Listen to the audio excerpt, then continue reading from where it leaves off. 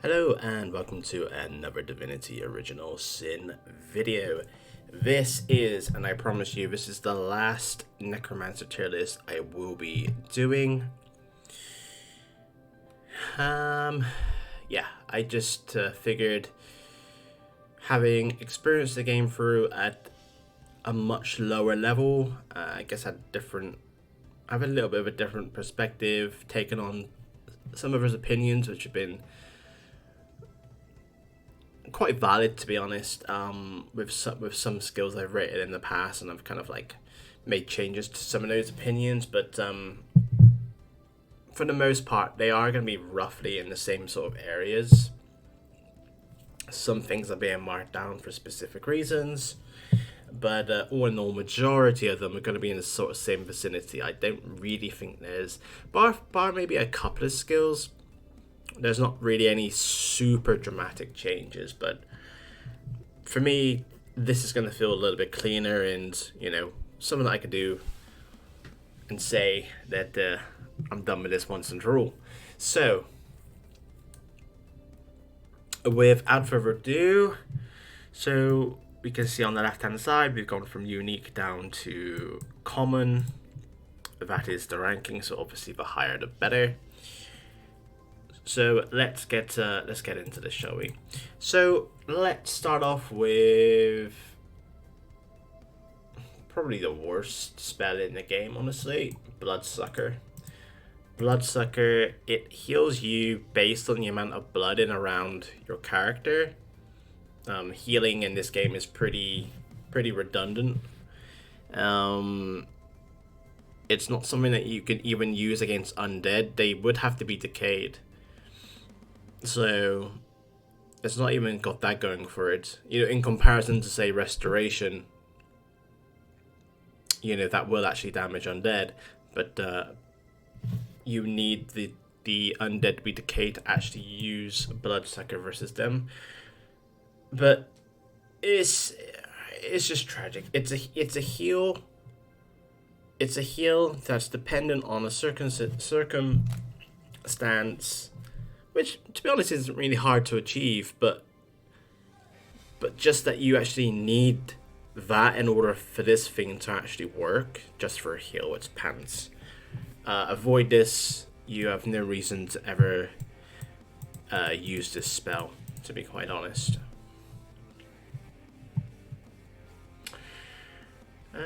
Next, we're gonna go with Decaying Touch. Decaying Touch I'll put in the uncommon.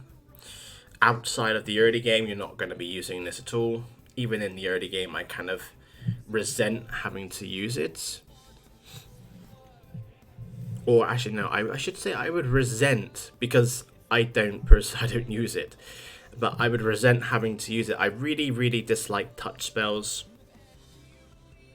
But because the Necromancer is so starved of spells early game, and they kind of just go through them just so quickly, I can understand why some people would use this. But after you get to level 9, get to level 10, have access to Mass Corpse Explosion, you have Grasp of the Starved, you're just not going to see use of this at all. So for the early game and early game alone, it's in the uncommon. It does 100% damage, which is, solid, fair enough. And it does decay, which allows your heals to be used offensively. But even that, after, I'd say, let me think, when you start gathering like the heavier necro spells, even that starts to peter off. So uncommon, only for the early game. If it was for late game, yeah, you're not going to be using this. Uncommon here is quite generous. I think it could quite easily go in common. Next one we're going to do is Infect. Infect, I used to think was much better, but it's pretty standard, to be honest. I'm going to put this in the rare.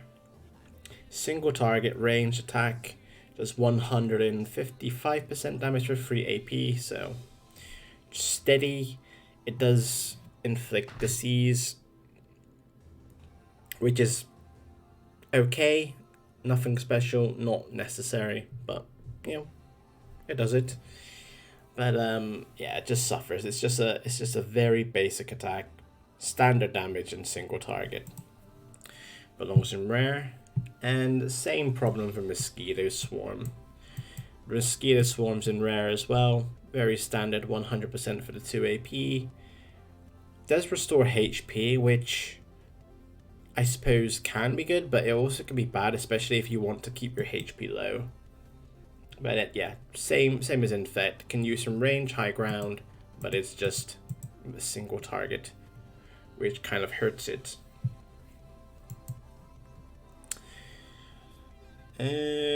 Gonna do Silence and Stare. Now you picked this up really late in the game. I think it's quite horrible. It only affects magic armor. It is in a cone. It is fairly short range. I believe it's 8 meters. But you're not going to be using this at all. Like I said, you picked this up at level 16. Other spells just completely outclass it, that you just don't ever need to use it.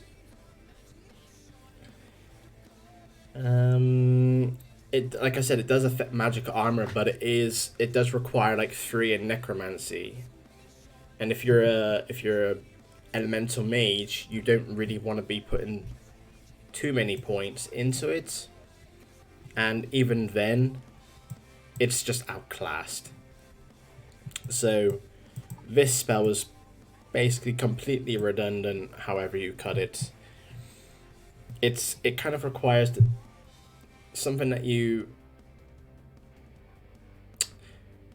It's part of the necromancy line, so it requires 3 in necromancy, which is something that a necromancer is based around physical damage, but it does magic damage, and that's all. So it doesn't really work there. And then with the mages, it kind of requires you to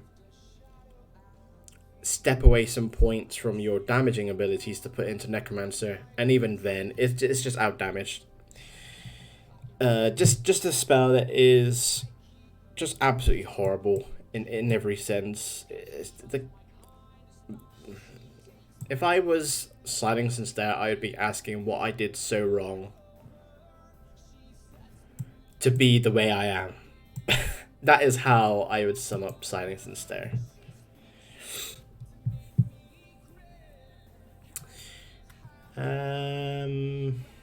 For Shackles of Pain. Shackles of Pain, for me, I really wanted to make this work in my builds, or in a build or so, but a lot of the situations where I possibly could have used it, crowd control just made more sense, basically in every scenario. Shackles of Pain, like, can work defensively because it can dissuade enemies from attacking you, but it doesn't do anything for your teammates. It allows enemies to be running around, and that's just something that just doesn't happen in my gameplay. So for a lot of time, it was just sitting there. So I wanted to work because it is cool. It is a really cool idea. There is some like really cool mechanics around it. But for me, I wouldn't really use it. But I would probably put it in the uncommon because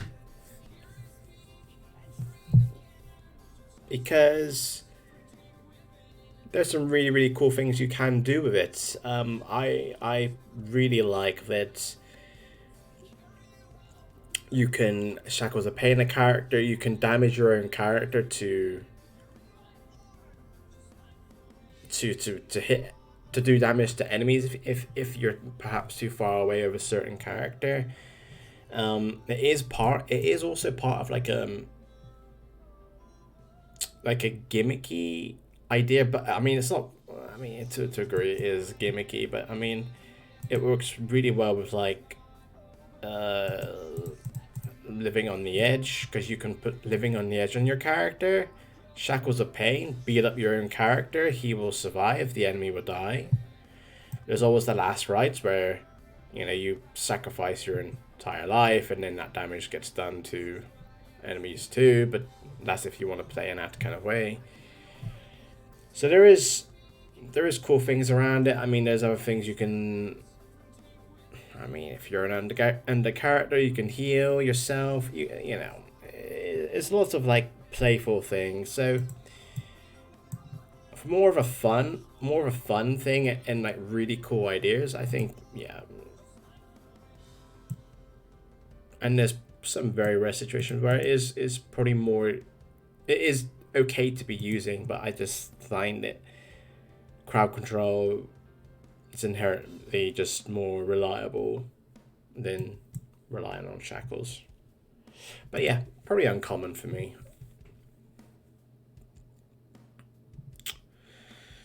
Black Shroud.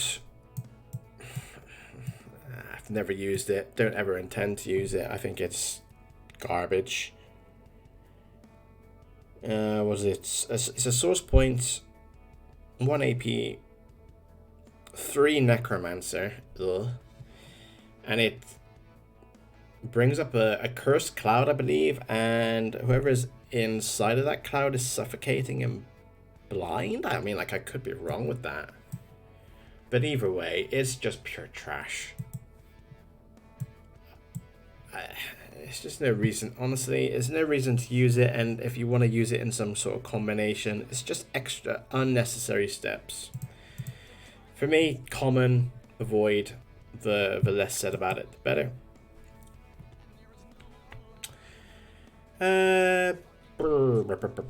Bone Cage. Bone Cage is something that I used to think was really great. Like, I thought, ooh, it's amazing. You know, you'd see it in all the Extra Life videos, like him recommending to use it. And I really like the idea of it. I like the design here, and I like how it kind of works. But it's a defensive. It's 1 AP, 2 Necromancer, again, no problem. But it's like I said, it's a defensive. It doesn't protect you from status. It does increase the armor, but it's dependent on corpses around you. Sometimes there'll be dead corpses around you during the fight anyway, so you can use it straight away. But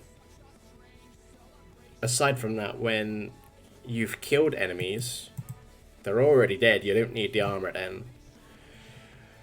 But I think because of the potential armor it does increase, it can be tip top actually in terms of the armor actually ends up providing.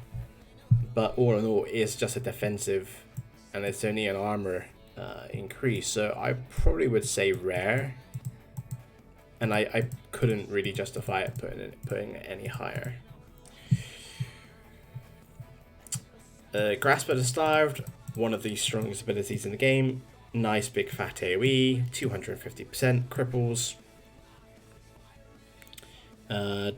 2 source points, 2 AP for 250% damage is pretty insane.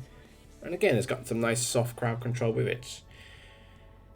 Does rely on blood being on the floor, which can be a little bit finicky. Sometimes it will appear that enemies are actually stood on blood, and it doesn't actually hit them. But it becomes a lot easier once you have Bloodstorm, because Bloodstorm leaves blood at their feet, and then you can follow it up with Grasp at the Starve, no problem. So yeah, the damage per AP is great. It's a big fat AoE, can use on high ground, ranged. Pick this up relatively early in the game. Absolutely worth using straight into the unique. And we're also going to follow up with Bloodstorm in the unique as well. Works very much the same as Dust Blast and Thunderstorm, Pyroclastic Eruption, in the sense that if you stack your enemies, the droplets of blood will hit multiple enemies. So if you have, say, 2 enemies stood next to each other, you're going to be doing 200% damage instead of 100%. So really, really effective damage. is very, very costly, but it's absolutely worth it. And then, so you have that in effect, but it does it over multiple turns as well, which just makes it inherently OP for sure. Gonna go with Blood Rain next. Blood Rain's a little bit on the dull side. Looking at Rain and everything that Rain provides, this just feels horrible, to be honest. Wait, what can it do for you? I mean, it's very costly at 2 AP, very costly. However, you're usually able to use it with Elemental Affinity without a sweat. But what does it do? It provides you blood surfaces. Before you get Bloodstorm, it can be used for Grasp of the Starved. Kind of cool. Douses fires. Besides that, I don't really think it's all that useful. It's pretty bare bones, like I said, in compared to Rain. So for me, because it just provides a surface and douses fires, I mean, that's a kind of minor thing, but I'd say because it does play a role with Grasp for the Starved initially, maybe it can fold into rare. But yeah, it's pretty dull spell, I must say. Ooh, Death Wish. Now, Death Wish is one of these ones where it's a little bit difficult to rank because it depends on who you're using it with and how much Necromancer they have as well. So the way it works is that it works as a percentage. The amount of HP.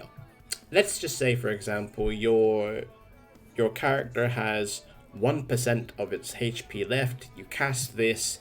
This means that it will do an additional 99% damage. So if it had 50% vitality, it would do an increased 50% damage. Now it works very differently with skills and spells. Skills is additive, spells is multiplicative, hence why it's more difficult to rank because it's more effective on certain characters. So, I mean, it's really good to use this before combat. You can only cast it on self-cast it, I believe, before combat. It does cost 2 AP. Of course, can be reduced. But also another thing to sort of consider with this spell is how much Necromancer you have. Ideally, you're using this with a character to give it to somebody else who doesn't have Necromancer, because that would mean his HP would stay the same and the buff would persist to deal maximum damage. However, that's not always possible. Sometimes you have to do self-cast this, which means that when you are dealing vitality damage, you're going to be healing, which means this is going to become less effective the more you use it during the fight. So there's a lot of things to consider here. Is it a skill user? Is it a spell user? Am I able to keep my HP low? So there's a number of things to consider here, but I'd still think, however you cut it, it's still a very, very prominent spell. It's very useful. Increases damage ridiculously. So I think you could probably... I mean, I would rank it very highly, whichever the case, but I guess it is very impactful in the most optimal circumstance. I'd probably say Divine. Probably on balance of everything, Divine is probably where it goes. I don't think it's like as impactful as maybe these top ones. Like, you can't deny the...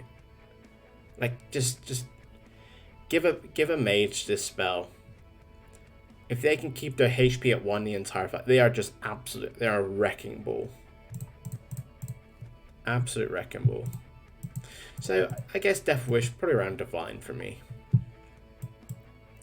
Last Rites is gonna be something that I won't rank, just because it's very gimmicky. At most definitely not a traditional build. I personally would call it cheese, and I try to avoid it as much as possible, and it's really difficult because cheese tastes so good. But no, seriously, yeah. So for that reason, I'm gonna opt out of actually ranking it, and then we have the last one, Living on the Edge. Something else that I found a little bit tricky in ranking. Again, I think other people would probably rank this higher than I will, just because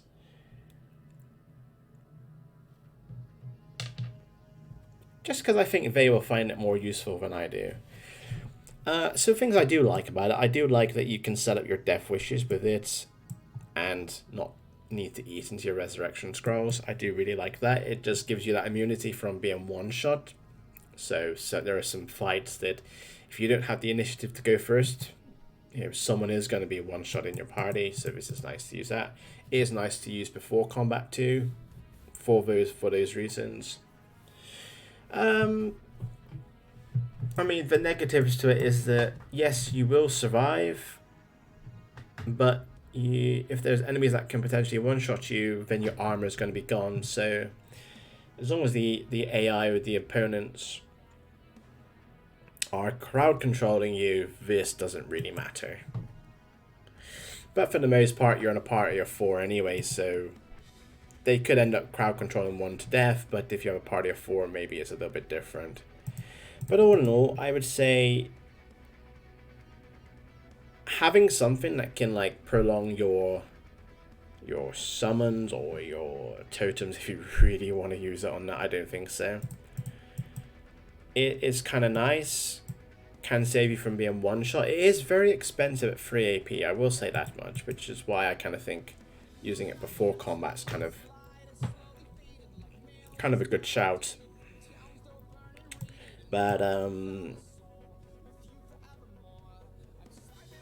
But yeah, I probably would put it in the epic. It is one of those defensives, but it's a defensive that has the potential to save your life, pretty much.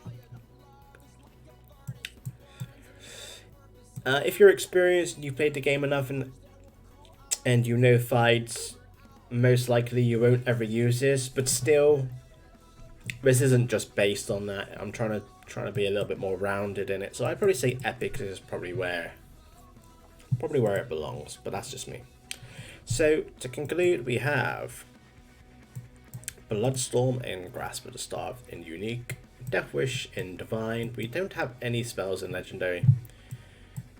Living on the Edge in Epic, Bone Cage, Infect, Mosquito Swarm, and Blood Rain in Rare, Decaying Touch and Shackles of Pain in Uncommon, Bloodsucker or Blood Sucks, silencing shit, and Black Shrouds in common, and then I've not ranked the last Rites spell. Anyway, as ever, comments, feel free to leave them down below, and thank you again for watching. See you guys in the next one.